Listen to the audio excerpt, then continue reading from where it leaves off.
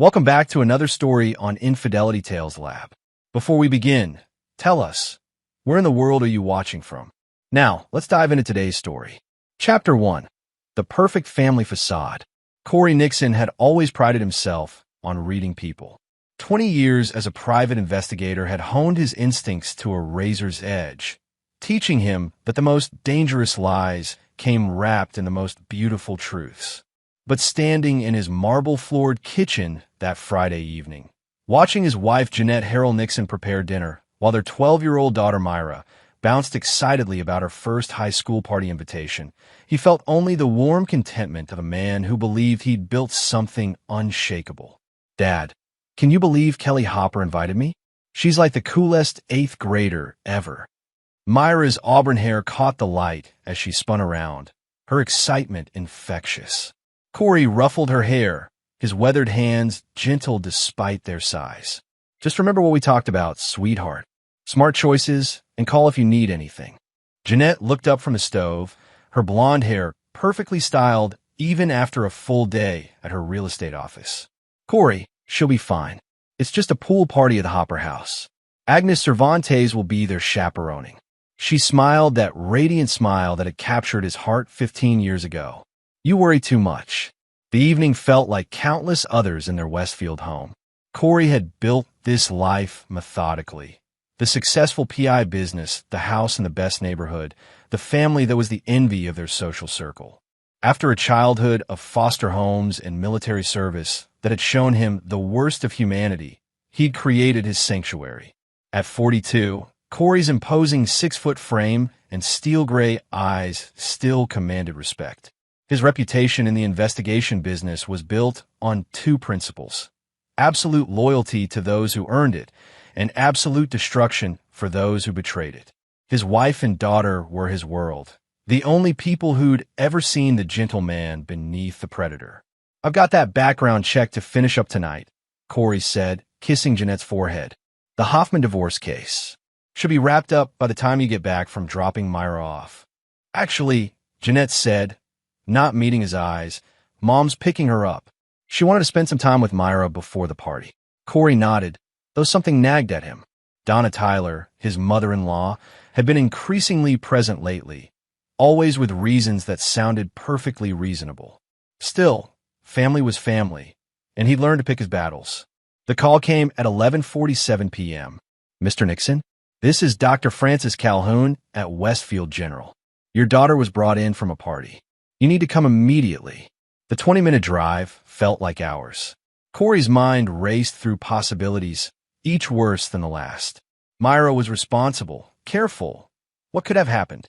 The hospital's fluorescent lights felt harsh and accusing as he strode through the automatic doors. The desk nurse directed him to the 3rd floor, where he found Dr. Calhoun waiting with 2 police officers. "Mr. Nixon," the doctor began, his face grave. "I'm sorry to have to tell you this, but—" "Wait." Detective Leonard Hood stepped forward, his expression serious. "Mr. Nixon, before you see your daughter, I need to warn you. What happened tonight? You must not see her. Not yet. We need to prepare you for what you're going to find." Corey's blood turned to ice. "What are you talking about? What happened to my daughter?" Dr. Calhoun's voice was barely above a whisper. "Sorry, but we couldn't prevent what happened to her. The trauma was too severe by the time she arrived." The words hit Corey like physical blows. His vision tunneled, and he had to grip the wall to keep from falling. His little girl, his Myra. 15 minutes later, as he sat in the waiting room with his head in his hands, he heard something that stopped his heart. Laughter.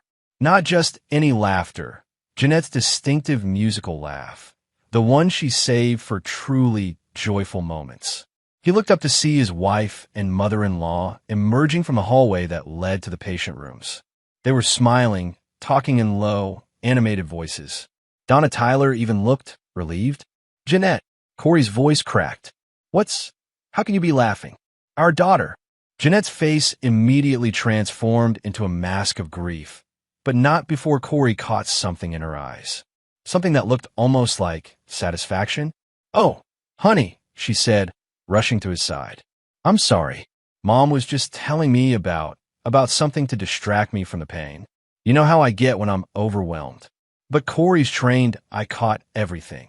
The way Donna Tyler quickly looked away, the slight delay in Jeanette's emotional shift, the fact that neither woman's makeup was disturbed by tears. "Can I see her now?" he asked. "The doctors are still working," Jeanette said quickly. "They said it might be a while. Maybe we should go home and wait for them to call." That night, Corey didn't sleep. He lay in bed next to his wife, listening to her breathing, analyzing every interaction from the evening. Something was wrong. Terribly, fundamentally wrong. By dawn, he'd made a decision. If someone was playing games with his family, they were about to learn why Corey Nixon had never lost a case, and why his enemies had a habit of disappearing from his life permanently. Chapter 2. Unraveling the Web. The next morning, Corey arrived at Westfield General at 6 a.m., 2 hours before visiting hours began. His years of cultivating contacts had taught him that hospital security guards were often former cops looking for easier work, and that they appreciated a fellow professional who spoke their language. "Terrible thing about the Nixon girl," security guard Dale Hodges said, accepting the coffee Corey had brought. "Though, I gotta say, strangest reaction I've ever seen from family members." Corey kept his expression neutral. "How do you mean?" "Well, usually when kids come in from accidents, the parents are beside themselves. Your wife and her mother, though, they seemed more like they were celebrating something. Even asked about discharge paperwork before they'd even seen the girl." The first crack in the facade. Corey filed it away and continued his investigation. Dr. Francis Calhoun was more forthcoming than expected when Corey cornered him during his morning rounds. "Your daughter wasn't in the condition we initially reported," he admitted reluctantly. "There was some confusion in the communication. She had some scrapes and bruises, possibly from a fall, but nothing life-threatening. The police involvement was requested by your wife. Something about suspected foul play that never materialized." The second crack. By noon, Corey had spoken to 6 hospital staff members, 3 police officers, and 2 paramedics. The picture emerging made his blood run cold. Myra had indeed been brought to the hospital, but not as the victim of some terrible accident. She'd been brought in by Agnes Cervantes, who'd found her locked in a storage shed behind the Hopper house, crying and claiming her mother had told her to hide there and not come out no matter what. The paramedics had found minor injuries consistent with deliberately inflicted bruises. Someone had hurt his daughter on purpose. The police had been called not by the hospital, but by Jeanette herself, who'd arrived before Corey and had specifically requested that he be told Myra was gravely injured and that he shouldn't see her. Corey sat in his car outside the hospital, his hands gripping the steering wheel so tightly his knuckles were white.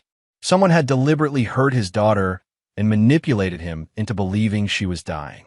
Someone who had access to their family schedule, who knew he would respond exactly as he had. Someone close enough to orchestrate this entire scenario. His phone buzzed with a text from Jeanette.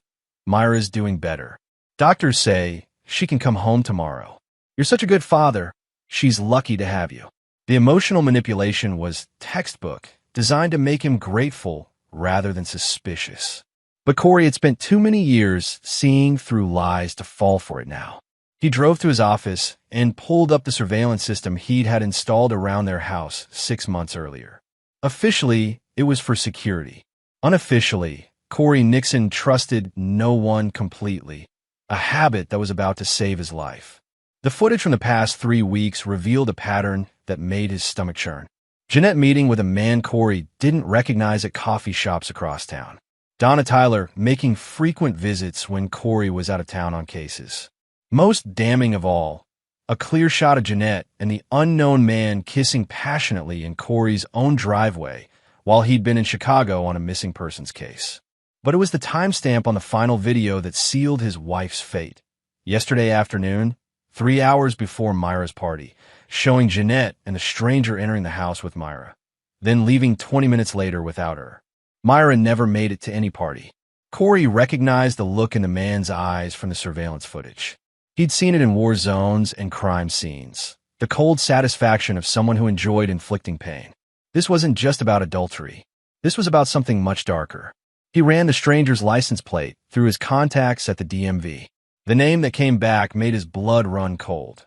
Joel Walsh, recently released from a 7-year stint in federal prison for charges involving exploitation of minors. Corey closed his laptop and walked to his office safe.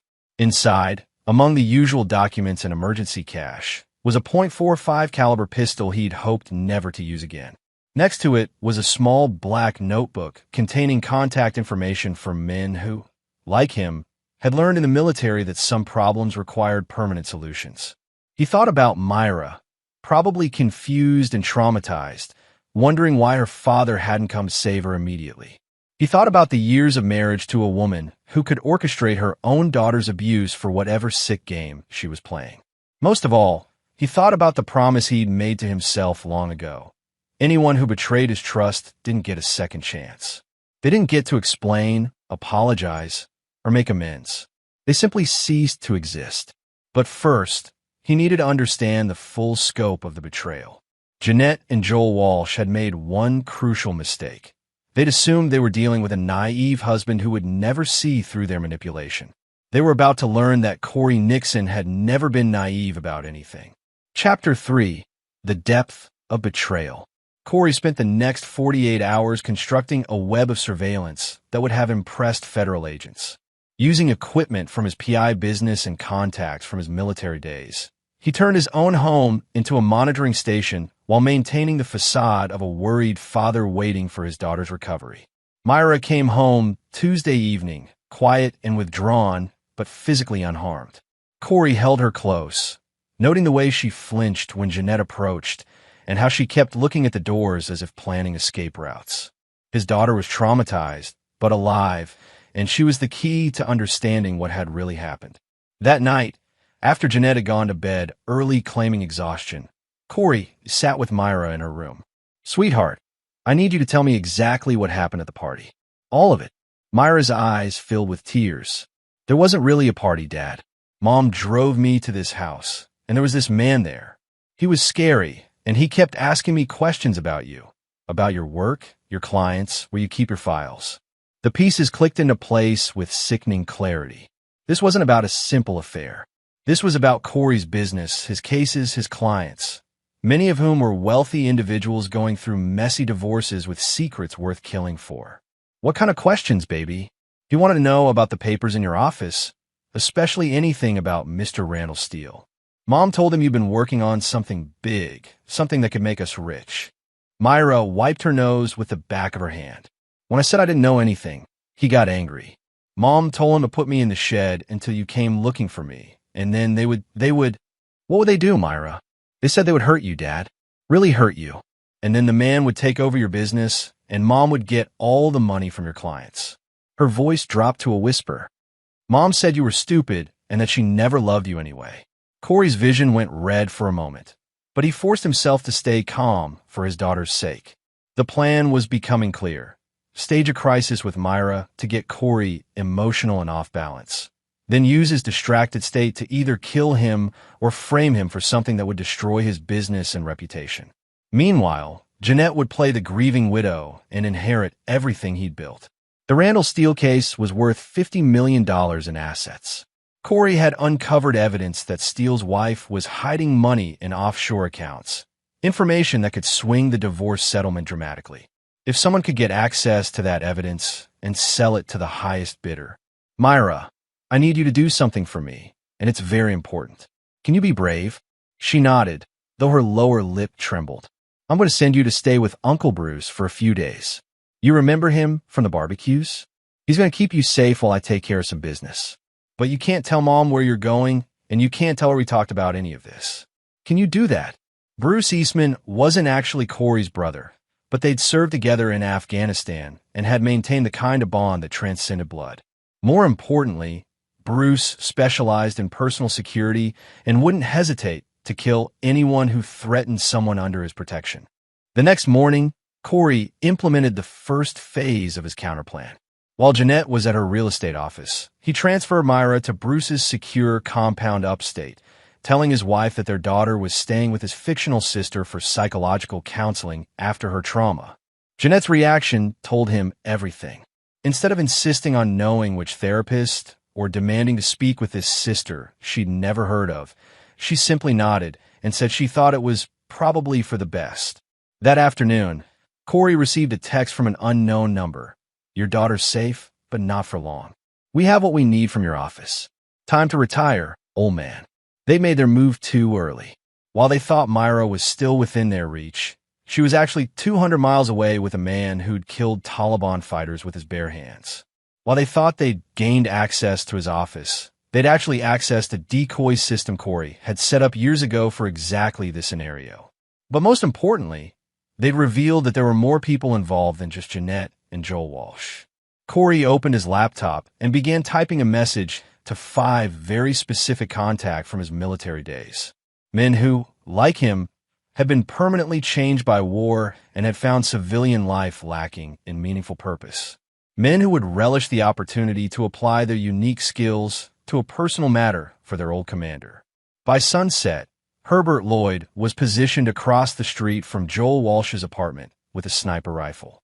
Francisco Huber was monitoring Donna Tyler's house with recording equipment that could pick up conversations through walls. Vernon Lord had taken a job as a maintenance worker at Jeanette's real estate office, giving him access to her computer and phone records. And Corey himself was preparing for the final phase of a plan that would ensure none of his betrayers lived to enjoy their victory. He thought about the man he'd been before war, had stripped away his illusions about human nature. That man might have tried to reason with his wife, might have sought therapy or mediation or legal remedies. But that man had died in an Afghan cave when his own commanding officer had tried to sell him and his team to insurgents for drug money. The man who'd emerged from that betrayal understood that some people were simply predators who would never stop hunting until they were permanently stopped.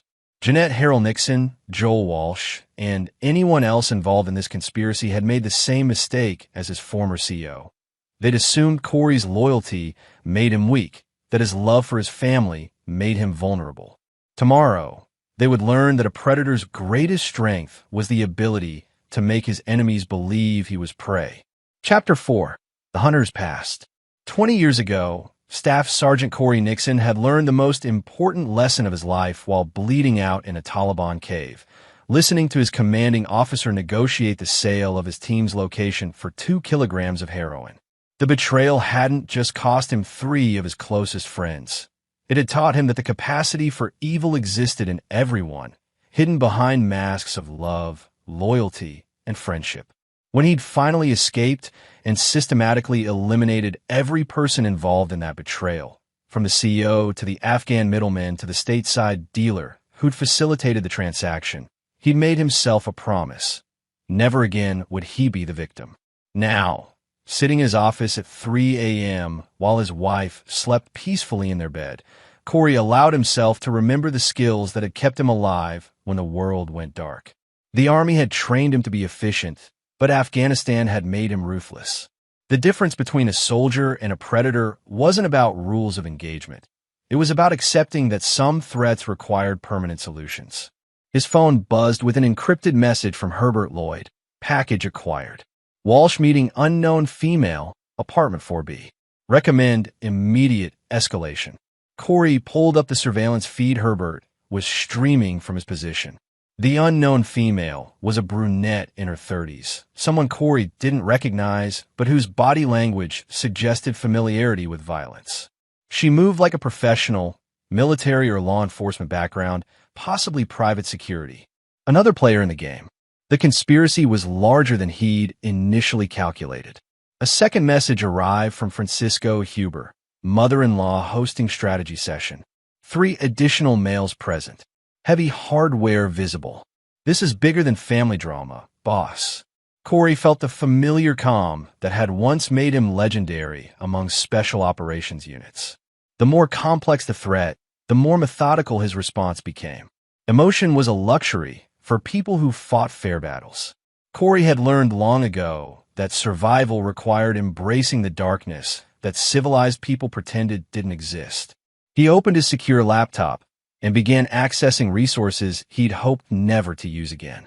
Swiss bank accounts containing funds from his government work that had never been officially reported. Contact lists of mercenaries, weapons dealers, and information brokers who operated in the spaces between legal and illegal. Most importantly, The detailed psychological profiles he'd compiled on everyone in his life over the past 15 years, including his wife. Jeanette's profile made for disturbing reading. A woman with narcissistic tendencies who'd been attracted to his military record not for the heroism, but for the danger it represented. Someone who collected secrets and had an unusual fascination with true crime documentaries featuring manipulative women. Most tellingly, someone who'd asked far too many specific questions about his military service and his current clients over the years. He dismissed it as curiosity. Now he realized she'd been building a database for exactly this kind of operation. The psychological assessment he'd done on Donna Tyler was equally revealing. A woman with gambling debts and a history of questionable financial decisions who'd been unusually interested in Corey's business success. Someone who'd repeatedly suggested that Jeanette deserved better and who'd made subtle comments about the dangerous nature of Corey's work. Both women had been preparing for this betrayal for years, possibly from the beginning of his marriage. At 4 a.m., Corey received a call from an unknown number. He let it go to voicemail, then listened to a recording that confirmed his worst suspicions. "Nixon, this is your last warning. We have your daughter, we have your files, and we have enough evidence to destroy your reputation permanently. Transfer $5 million to the account number we'll send you. Disappear quietly, and maybe your family lives through this. Refuse, and we start sending pieces of the little girl to your office." They were amateurs. Real professionals never made threats. They simply acted.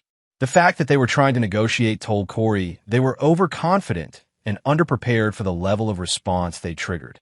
He called Bruce Eastman's secure line. Status report.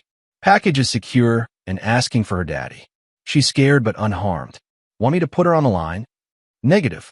Maintain security protocols. I'll be wrapping this up within 72 hours. Roger that. And Corey? The little one mentioned something about Mom bringing strange men to the house even before this Joel character. Might want to check your surveillance archives. After hanging up, Corey spent the next hour reviewing months of surveillance footage he'd previously skimmed.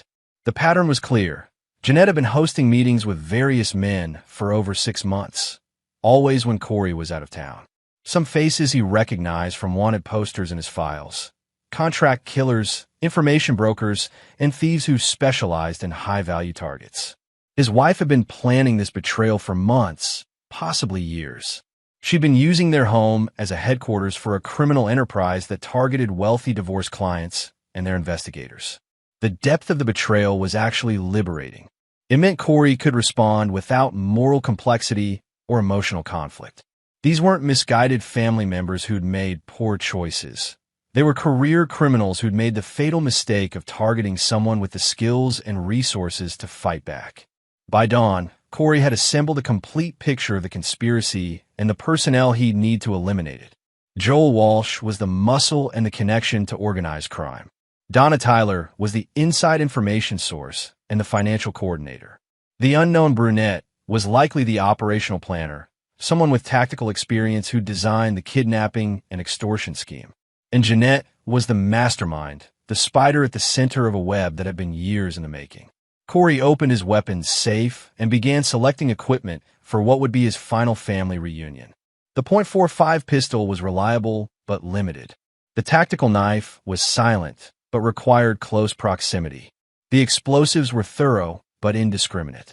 For this job, he needed something that would send a message to anyone else who might consider targeting his family. Precision, efficiency, and absolute finality.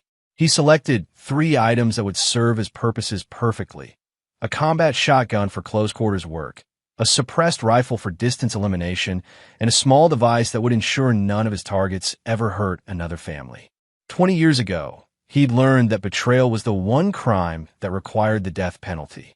Tomorrow, he would teach that lesson to his wife and her accomplices. The hunter was done pretending to be prey. Chapter 5. Setting the Trap. Wednesday morning, Corey Nixon began the performance of his life. He called his wife at her office, his voice carefully crafted to sound defeated and panicked. "Jeanette," they called again. "They want $5 million by Friday or... God, I can't even say it. They have pictures of Myra, and they're threatening too." He let his voice break convincingly. "Oh, honey, Jeanette's voice was perfectly pitched between concern and satisfaction. Maybe we should just pay them. Your business is worth more than that, right? We could liquidate some assets, use the emergency accounts. I don't have that kind of liquid cash. The business is worth it, but everything's tied up in investments and client trust accounts. I'd have to— Corey paused, as if the idea was just occurring to him. I'd have to access the Steelcase files. There's information there worth 10 times what they're asking. The silence on the other end told him everything. Jeanette was probably signaling to someone, confirming that their plan was working. If that's what it takes to save our daughter, she said finally. Do whatever you have to do. After hanging up, Corey spent the morning constructing an elaborate deception. He created false financial documents showing massive debts and liquidity problems. He prepared dummy files for the Steelcase that contained enough real information to seem authentic, but nothing that would actually harm his client. Most importantly, he set up a meeting location that would serve as the perfect killing ground. The abandoned Riverside warehouse on the outskirts of town had been the site of one of his first cases as a private investigator. A missing persons job that had ended with him discovering a human trafficking ring. The building had been condemned afterward, but Corey had maintained access through a contact in the city planning office. More importantly, he'd spent 3 years using it as a training facility, memorizing every sightline, every hiding spot, every tactical advantage it offered. At 2 p.m., he called the number the kidnappers had provided. I have what you want. Riverside Warehouse, Building C, tonight at midnight. Come alone, or I burn everything and disappear. Joel Walsh's voice was cocky and confident. You're not in a position to make demands, old man. We'll come with enough firepower to level that building if we have to. Bring an army if it makes you feel safer. Just remember, if anything happens to me, the real Steel files get delivered to the FBI automatically. Your choice. After hanging up, Corey spent the afternoon turning the warehouse into a tactical maze. Herbert Lloyd positioned himself in the water tower half a mile away with a Barrett .50 caliber rifle and night vision scope. Francisco Huber set up motion sensors and remote cameras throughout the building complex. Vernon Lord planted listening devices and small explosive charges at strategic locations. But Corey's most important preparation was psychological. He called Jeanette one final time, his voice breaking with manufactured despair. They agreed to the exchange. I'm meeting them tonight with everything, the files, the account information, everything we've built together. If this goes wrong— It won't go wrong, Jeanette interrupted, dropping her act for just a moment. Just do what they say and come home safe. The slip confirmed what Corey had suspected. Jeanette knew exactly how the evening would unfold because she'd helped plan it. At 11 p.m., Corey arrived at the warehouse, carrying a briefcase that appeared to contain documents and a laptop. In reality, it held a small arsenal and enough plastic explosive to bring down the entire building if necessary. The first sign that his enemies had underestimated him came when Herbert's voice crackled through his earpiece. Boss, we've got 12 hostiles approaching from 3 directions. Military formation, automatic weapons, night vision gear. These aren't street thugs. Copy that. Positions: 2 teams of 4 flanking east and west. 1 team of 4 coming through the main entrance. Unknown female in tactical gear leading the western team. Corey smiled in the darkness. They'd brought enough firepower to eliminate a small army, which meant they'd never intended for him to survive the exchange. They wanted the files, the money, and the insurance payout from his death. Vernon, Francisco, initiate Phase 1. The warehouse suddenly blazed with floodlights that had been connected to a backup generator. The attacking teams immediately went defensive, seeking cover and regrouping. But in the few seconds they'd been blinded and disoriented, Corey had disappeared into the building's interior. His voice echoed through speakers he'd positioned throughout the complex. Joel Walsh, Federal Prison Number 47,821-198. Served 7 years for trafficking minors across state lines. Donna Tyler, current gambling debt approximately $300,000 to organizations that don't accept late payments. Jeanette Harrell Nixon, maiden name Jeanette Harrell, No known previous marriages despite claiming her first husband died in Iraq. The suite door was unlocked. Jeanette's first mistake of the morning. She was standing at the floor-to-ceiling windows overlooking the city, still wearing the black dress she'd chosen for her widow's performance. Her reflection in the glass showed a woman who believed she'd won. "Hello, Jeanette." She spun around, her face cycling through shock, confusion, and fear before settling on a mask of relief, so convincing it would have fooled anyone who didn't know her true nature. "Corey, thank God you're safe. I was so worried when you didn't come home. What happened? Did they hurt our baby?" "Our baby is fine. She's somewhere you'll never find her, being protected by people who actually care about her welfare." Something in his tone made Jeanette step backward. "What do you mean? Where is she?" "Corey, you're scaring me." "Am I?" Corey moved into the suite's living area, noting the packed suitcases by the door and the forged passport on the coffee table. "You seem to have been preparing for a trip. Going somewhere. I thought if those people came looking for us, we might need to disappear for a while.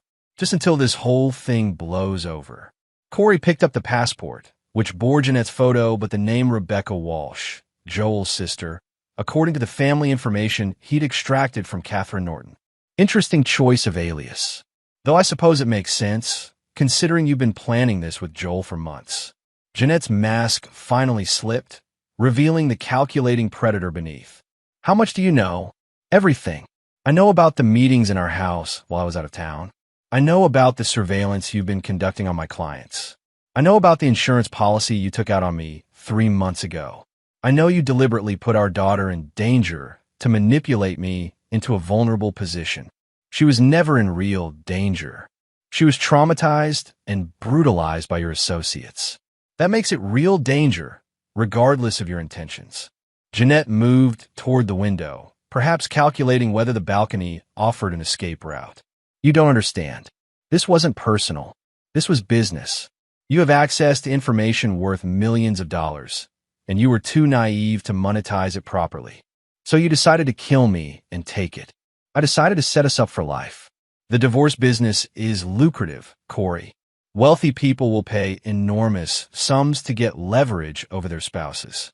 Your client files are worth more than your little detective agency could earn in decades."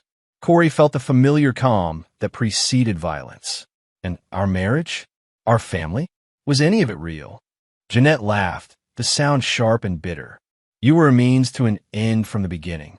A damaged military veteran with useful skills and no family connections to complicate things. Perfect for what I needed. What you needed was a victim. What you got was a predator who was better at this game than you are. Where are Joel and the others?" "Dead. All of them.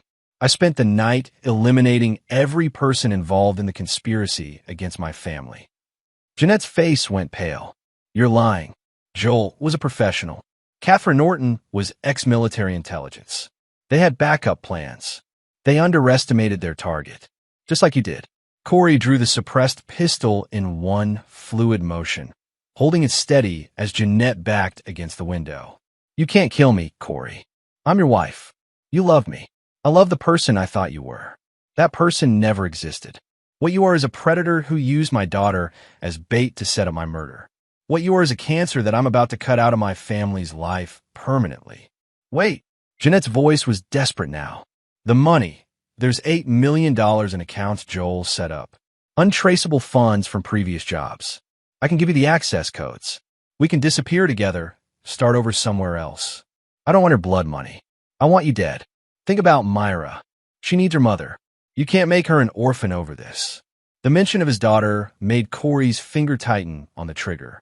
Myra needs protection from predators who would use her as a weapon. That includes her mother.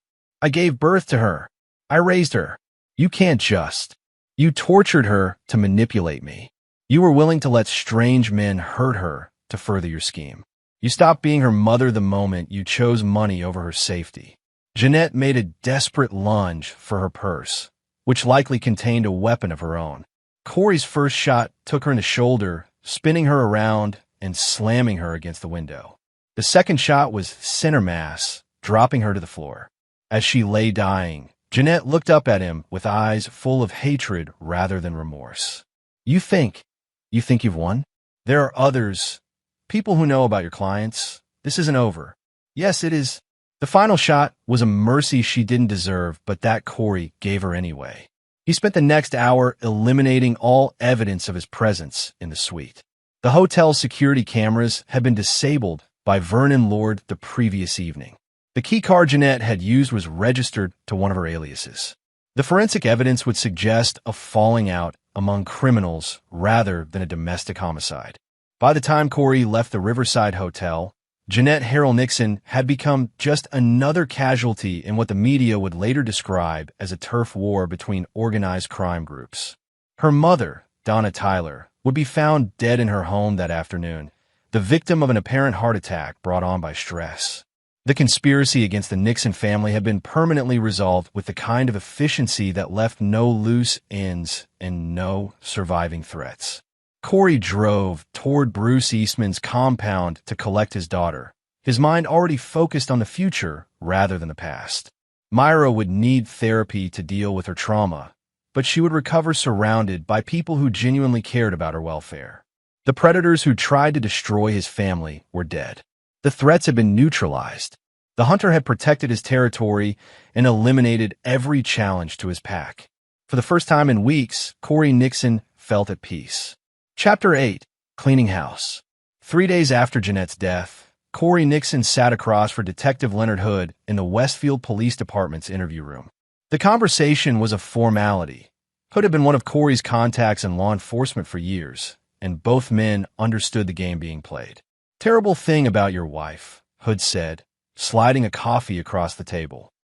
"Hotel security footage shows her meeting with known criminals in the days before her death. Looks like she got involved with some dangerous people." "I had no idea," Corey replied, his grief perfectly performed. "Jeanette had been acting strangely lately, but I thought it was stress from work. If I'd known she was in danger." These organized crime types don't leave witnesses. The whole crew got eliminated. Joel Walsh, Catherine Norton, even your mother-in-law. Professional job, probably a rival gang, cleaning house. Corey nodded sadly. "At least Myra wasn't here to see any of this. I sent her to stay with family upstate when I realized something was wrong." The last piece of information he discovered just hours earlier. His wife had never been married before, which meant her tragic backstory about losing her first love to war had been complete fabrication designed to manipulate his protective instincts. "Unknown female operator," Corey continued. "Facial recognition identifies you as Catherine Norton, former Army intelligence officer dishonorably discharged for selling classified information. Current warrant outstanding in Virginia for murder of a federal judge." He paused, letting the implication sink in. "You came here expecting to rob and murder a naive civilian.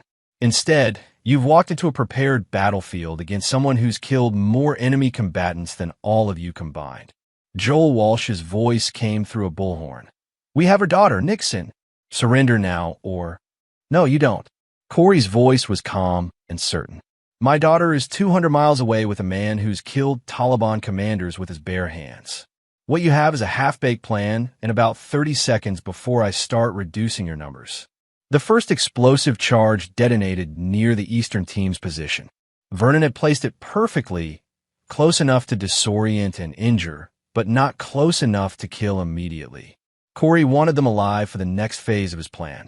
As the smoke cleared and the remaining attackers regrouped, Corey's voice echoed through the darkness one final time. "You made one crucial mistake. You assumed that someone who loved his family was weak. You're about to learn that a man with nothing left to lose is the most dangerous predator on Earth." The hunt was about to begin. Chapter 6. The Predator Revealed.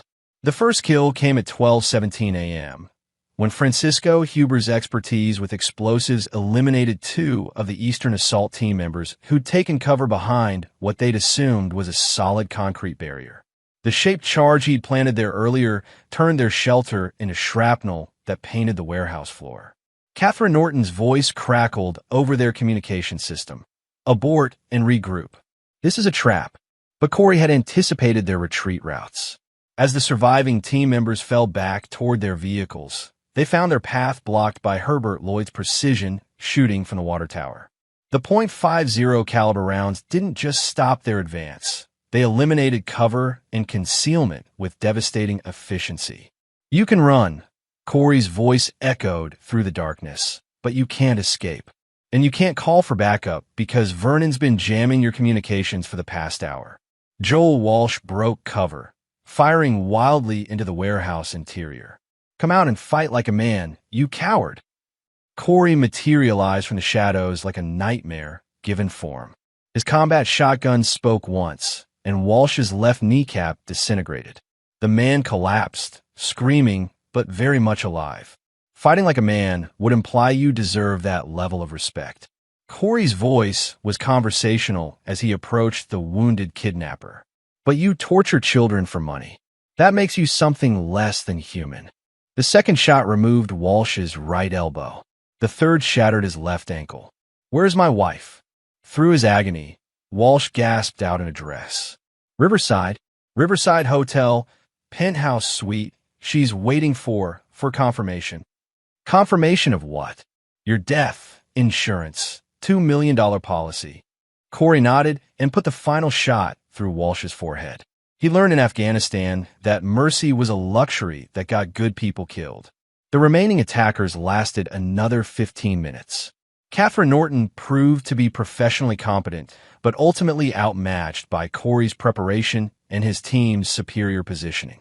When the warehouse finally fell silent, 6 bodies lay scattered across the concrete floor, and 3 wounded survivors were secured with zip ties. "Boss," Herbert's voice came through the earpiece. "Police and fire response approximately 10 minutes out." Someone called in the explosions. Corey had anticipated this as well. "Vernon, initiate cleanup protocol." "Francisco, prep the survivors for transport." The cleanup protocol was a system Corey had developed during his early days as a private investigator, when he'd occasionally needed to make evidence disappear. Industrial acid would eliminate DNA evidence. Thermite charges would destroy electronic devices, and strategic placement of accelerants would ensure any remaining evidence was consumed by fire.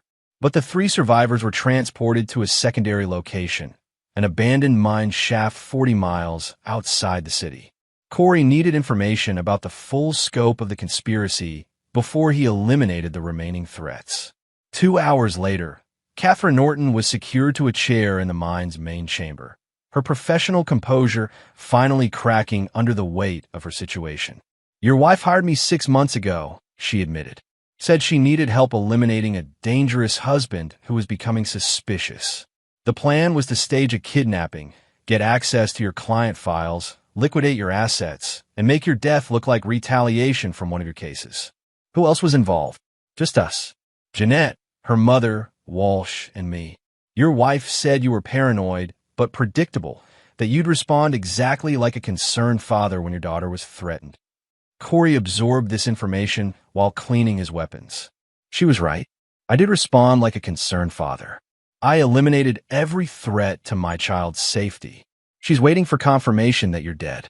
When Walsh doesn't report in, she'll assume the plan failed and try to disappear. "No," Corey said quietly. "She won't run. She's too arrogant to believe she can lose to someone she's been manipulating for 15 years. She'll wait for dawn, then go to the warehouse to see what went wrong." Catherine Norton's eyes widened as she realized the implications. "You're going to kill your own wife." "Jeanette stopped being my wife the moment she orchestrated an attack on my daughter. Now, she's just another predator that needs to be eliminated." The mine shaft was deep enough that the sounds wouldn't carry to the surface. When Corey emerged 2 hours later, the conspiracy against his family had been permanently resolved, and the location of several $1 million in stolen assets had been recovered. Dawn was breaking as he drove back toward the city. His phone contained a text message from Jeanette. "Haven't heard from you. Getting worried. Call me when you get this." Corey smiled and typed back. "Everything went perfectly. Coming home soon. Love you." It would be the last lie he ever told his wife. When he arrived at the Riverside Hotel penthouse suite, Jeanette Harrell Nixon would finally meet the man she'd married.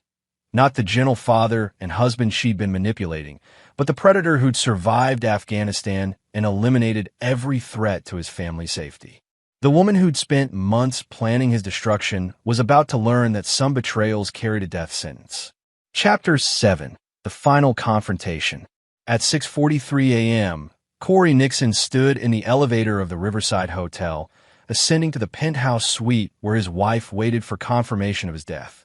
He'd cleaned the blood from his hands and changed into fresh clothes, but the tactical knife remained strapped to his thigh and the suppressed pistol was tucked against his spine. Smart move. Kids don't need to be exposed to this kind of violence. Hood closed the file. We're classifying this as gang-related homicides. No family involvement suspected. Insurance companies might drag their feet on the life insurance payout, but that's standard procedure. After leaving the police station, Corey drove to his office to begin the process of rebuilding his life. His business had already received 3 new high-profile cases in the past week. Word traveled fast in certain circles that Corey Nixon was someone who could handle situations that required discretion and permanent solutions. The Randall Steele case had concluded successfully, with Corey's client receiving a settlement worth $47 million. Steele's gratitude had come in the form of a generous bonus and referrals to other wealthy individuals who valued privacy and results above legal niceties. But Corey's most important business was personal. He spent the afternoon reviewing financial records and legal documents, ensuring that his wife's death would result in the clean transfer of all assets to himself and Myra. Jeanette's debts, including the gambling obligations her mother had accumulated, would die with her, leaving no complications for his daughter's future. At sunset, he drove to Bruce Eastman's compound to collect Myra. She ran to him the moment he arrived, her small arms wrapping around his waist with desperate strength. "Daddy, I missed you so much. Is Mommy really dead?" "Yes, sweetheart. Some very bad people hurt her, but they can't hurt anyone else now." Myra was quiet for a moment, processing this information with the resilience that children sometimes displayed in the face of trauma. "Are you sad?" Corey considered the question carefully. He felt no grief for Jeanette. The woman he'd mourned had been a fiction, a carefully constructed mask designed to manipulate his emotions. What he felt was relief that the threat to his daughter had been permanently eliminated, and satisfaction that justice had been served to those who'd betrayed his trust. But Myra needed a father who could help her process complex emotions, not a predator who saw the world in terms of threats and targets. "I'm sad that you lost your mother," he said finally. "And I'm angry that bad people try to hurt our family. But I'm grateful that you're safe, and I'm proud that you were brave when things got scary." That night, in the guest room at Bruce's compound, Corey tucked his daughter in a bed and answered her questions about what would happen next. "Will we move away from Westfield? Would you like to?" "I don't want to go back to that house. It doesn't feel safe anymore." Corey understood. The house where Jeanette had hosted criminal meetings and planned his murder would never feel like home to either of them. "We'll find a new place, somewhere with better security and room for you to grow up safely." "Will Uncle Bruce come with us?" "If you'd like him to."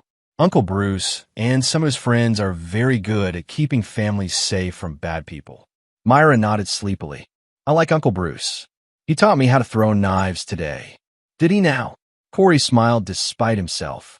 Bruce's idea of appropriate child development was unconventional but effective. A daughter who could defend herself would never be helpless against predators.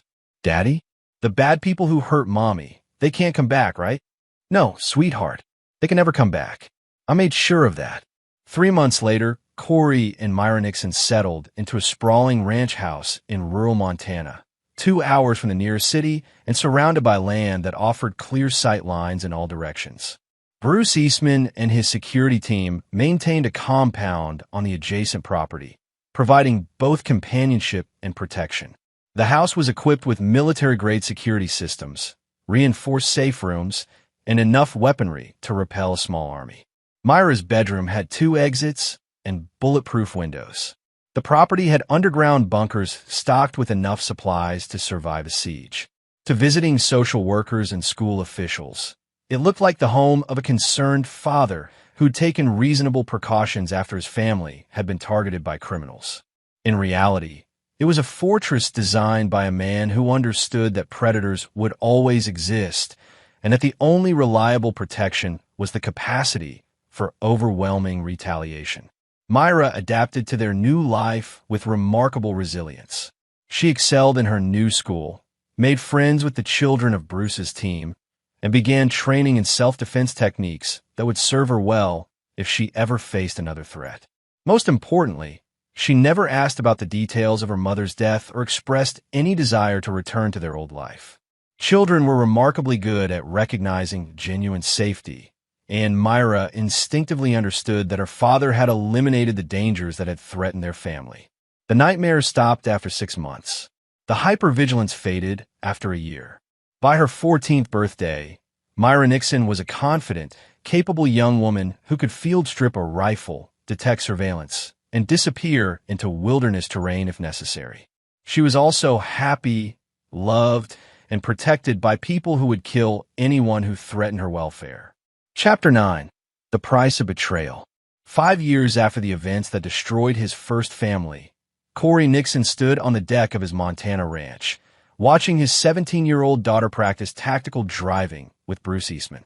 Myra had grown into a formidable young woman, intelligent, confident, and lethal when necessary. More importantly, she was happy and secure in ways that would have been impossible if he'd chosen forgiveness over justice.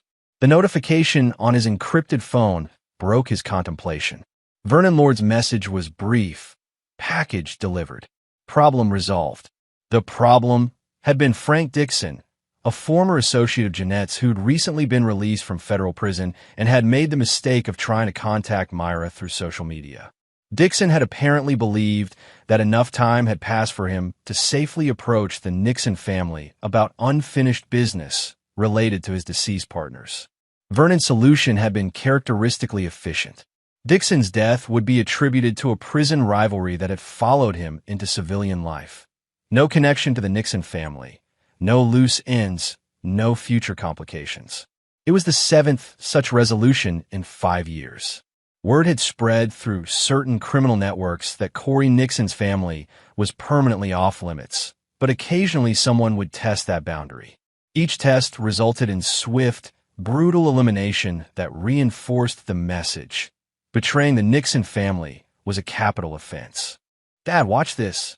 Myra's voice carried across the practice course as she executed a perfect J-turn at 40 miles per hour, her Mustang sliding sideways before straightening out with military precision. Corey smiled and applauded. His daughter had inherited his tactical instincts and his capacity for controlled violence, but she'd also developed the emotional intelligence and moral compass that his own upbringing had failed to provide. She would never be a victim, but she would also never become the kind of predator who targeted innocents. That evening, over dinner at the ranch house, Bruce raised the subject that had been on everyone's mind for months. The girl's ready for college, Corey. MIT accepted her early admission application. Full scholarship for computer science and cybersecurity. Myra looked between the two men, sensing the undercurrent of their conversation. "You're worried about me being away from the compound. College campuses aren't secure environments," Corey said carefully. "Lots of unknown variables, limited control over access and surveillance. Dad, I can't live in a fortress forever, and MIT has one of the best cybersecurity programs in the world. I want to learn how to protect people the way you've protected me." The conversation continued for hours, covering security protocols, communication procedures, and contingency plans. By the end of the evening, they developed a framework that would allow Myra to attend college while maintaining the safety measures that had kept her alive and free from threats. Francisco Huber would relocate to Cambridge and establish a security perimeter around the campus. Herbert Lloyd would provide long-range overwatch from strategic positions in the city. Vernon Lord would handle electronic surveillance and communication security. It was expensive and complex, but Corey had learned that no price was too high to pay for his daughter's safety and future. 2 years later, Myra graduated summa cum laude with dual degrees in computer science and criminal justice. Her senior thesis on digital forensics techniques had been classified by the Department of Homeland Security and resulted in job offers from every major federal law enforcement agency. She chose instead to return to Montana and join her father's private investigation business, which had expanded into a specialized security consulting firm that served high-net-worth individuals and corporations facing complex threats. Nixon Security Solutions employed former military personnel exclusively and had developed a reputation for resolving problems that traditional law enforcement couldn't handle. Their client list was confidential, their methods were effective, and their success rate was 100%. The business thrived because Corey had learned the fundamental truth that most people refuse to acknowledge. In a world full of predators, survival required either accepting victimhood or becoming a more dangerous predator than those who threatened you. On Myra's 21st birthday, father and daughter sat on the same deck where Corey had once watched her practice tactical driving. She was now a full partner in the business, with her own team and her own cases. More importantly, she was alive, successful, and surrounded by people who genuinely cared about her welfare. "Do you ever regret it?" she asked suddenly. "Killing Mom and the others instead of trying to work things out?" Corey considered the question seriously. "Do you remember being scared? Being hurt? Being used as bait to manipulate me? I remember feeling helpless and confused.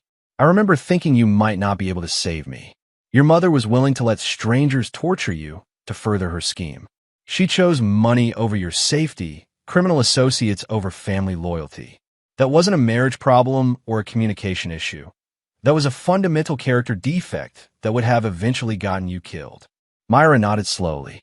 "I've studied the psychological profiles you compiled on all of them. Mom scored higher for psychopathy than most serial killers. She wasn't going to change or get better with therapy. Predators don't reform, sweetheart. They just get better at hiding their true nature until they see an opportunity to strike. Your mother had been planning my murder for years, possibly from the beginning of our marriage. The only thing that stopped her from eventually targeting you directly was my intervention. I'm glad you saved me, Dad, and I'm glad you taught me to save myself." That night, as Corey performed his evening security check of the compound, he reflected on the choices that had brought him to this point. He'd lost his first wife to her own criminal nature, but he'd gained a daughter who understood that strength and vigilance were the prices of safety in a dangerous world. The predators who tried to destroy his family were dead and forgotten. The threats that had once kept him awake at night had been permanently eliminated. Most importantly, the people he loved were safe, secure, and capable of defending themselves against whatever dangers the future might bring. Corey Nixon had learned early in life that betrayal was the one crime that demanded the death penalty. He'd applied that lesson ruthlessly and completely, ensuring that no one who threatened his family would live to threaten them again. In the end, it hadn't been about revenge or justice or moral principles. It had been about survival, protection, and the simple truth that some people were too dangerous to be allowed to continue existing. The hunter had won. The predators were dead. And the next generation was ready to carry on the tradition of never allowing family to be betrayed without consequences. Standing guard over his territory as he had for 7 years, Corey Nixon felt the deep satisfaction of a man who'd protected what mattered most, no matter the cost. The betrayers were dead. The family survived. Justice had been served. And there you have it. Another story comes to an end. What did you think? I'd love to hear your thoughts in the comments below. If you enjoy this story, consider joining our community by subscribing. It means the world to us. For more stories like this one, check out the recommended videos on screen. And I'll see you there.